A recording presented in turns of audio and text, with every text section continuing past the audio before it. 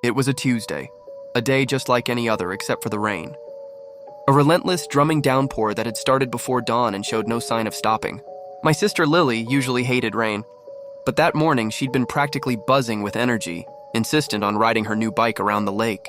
I remember arguing with her, telling her it was stupid, dangerous. She just laughed, pulled on her bright pink rain slicker, and wheeled her bike out the door. That was the last time I saw her. The initial search was chaotic.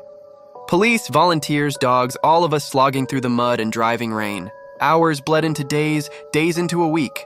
Then they found her bike, propped neatly against an old oak tree near the lake's edge, as if she'd just dismounted for a moment.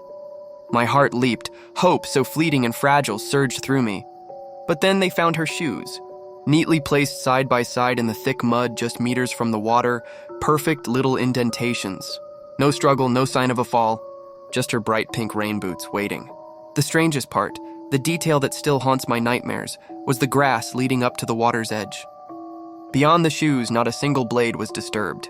No footprints, just clean, wet grass. It was as if she'd simply floated away. The police were baffled. They had no leads, no suspects, nothing. My parents were shattered. My dad, a man who rarely showed emotion, just sat staring out the window, muttering about a girl in a yellow raincoat. He kept talking about her. "I saw a girl by the lake that morning," he'd insist, his eyes distant. "Yellow raincoat, she was just standing there watching." We tried to tell him it was the stress, the grief. Lily wasn't wearing yellow, she was in her bright pink slicker. But he was adamant. And then the news reports started.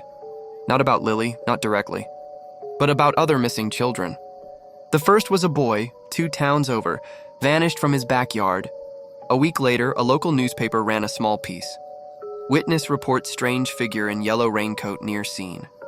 My blood ran cold, I dismissed it as coincidence. Then another child disappeared further upstate. This time, the local news showed a grainy security camera still.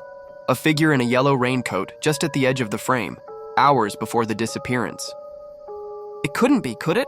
I started tracking them. Every missing child report within a 100-mile radius.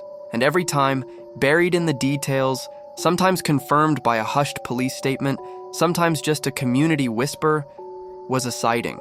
A girl in a yellow raincoat. Always before the child went missing. Always by water or on the edge of a wooded area. Always watching 4 times now. 4 children gone. And each time the police had nothing. No forensics. No leads. It was like she was a ghost. A ripple in the fabric of reality. The shoes are still at the lake. The police left them there, part of the preserved scene, a constant agonizing reminder. I visit them sometimes. I sit on the same bench my dad used to, staring at those little pink boots in the mud. They've never been moved, never touched. And this is the most terrifying detail of all. No matter how much it rains, no matter how much mud is around them, Lily's shoes are always perfectly dry. As if they're waiting for her to step back into them from some place untouched by our world. And sometimes, just sometimes in the corner of my eye, I swear I see a flicker of yellow by the trees across the lake.